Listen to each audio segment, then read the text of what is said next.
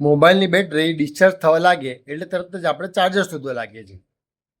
પણ એક સવાલ છે, જ્યારે પોતાનું જીવન ડિસ્ચાર્જ થવા લાગે ત્યારે આપણે શું કરીએ છીએ? નિરાશ થઈ જઈએ છીએ, હાર માનીને બેસી જઈએ છીએ, અથવા તો ઘણીવાર બધું છોડી દેવાનું મન થાય છે.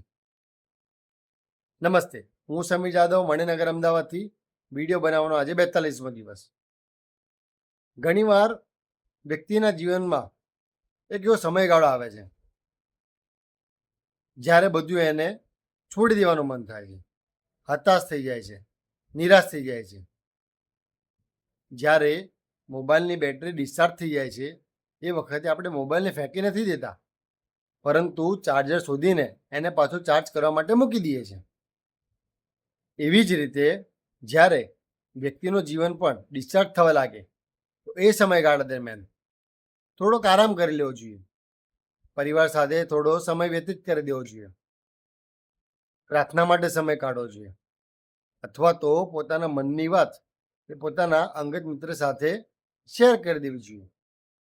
આ બધા જ આપણા ચાર્જિંગના વિકલ્પો છે. જેમ મોબાઈલ સાથે ચાર્જર કનેક્ટ થાય છે અને મોબાઈલને આપણે ફરીથી ઉપયોગમાં લઈ શકાય છે, એવી જ રીતે આ બધા આપણા કનેક્ટર છે જે આપણને ફરીથી ચાર્જ કરી દે છે. વિચાર જરૂર કરજો. આજનો આપણો દિવસ શુભ રહે. જય માતાજી, જય શ્રી કૃષ્ણ, જય અંબે, વંદે માતરમ, ભારત માતા કી જય.